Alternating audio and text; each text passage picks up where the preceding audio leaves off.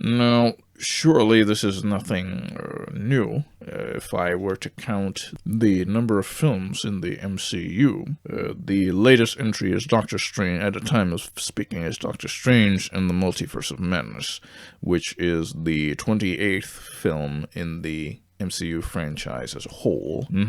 Yeah, that's right. Now, with this film, it is required to fully enjoy it to have seen certain other elements of the MCU. Would you say that this is comparable to what the Star Wars franchise is doing with Obi-Wan Kenobi? Would you say it's the same?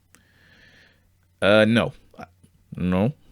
no, I would not say it's the same for one particular reason.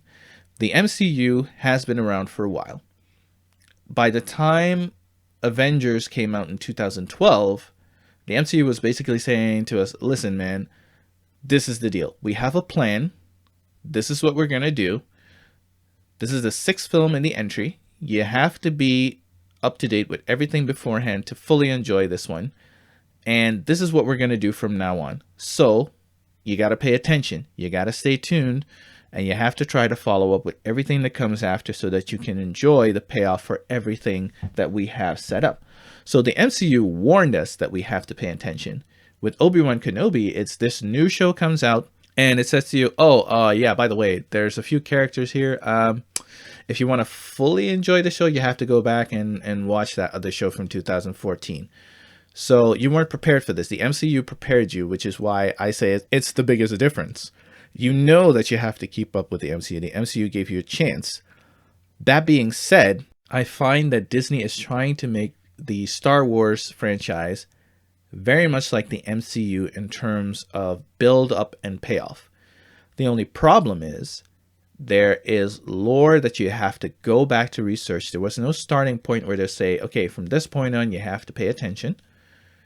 And also, it just doesn't work. They tried that with The Rise of Skywalker. The finale seemed way too much like Endgame. You know, it seems like all hope is lost. They're going to fall to the enemy. And all of a sudden, this huge fleet of allies shows up. The difference with Endgame and The Rise of Skywalker is that it wasn't earned in Rise of Skywalker. There was no build up to it other than in the movie, people talking to Lando, people talking to Poe's old friend from the planet that Babu Frick was on. I forgot her name. And they all say, no, I can't help you on your own. No, I can't help you on your own. And then they all of a sudden show up, which is a cliche in film. But in Endgame, the fact that at the end of Infinity War, everybody disappeared. We didn't know if they were going to come back or how they were going to come back until the point where the Hulk snaps his fingers and Ant-Man goes out and hears the birds and says, I think it worked.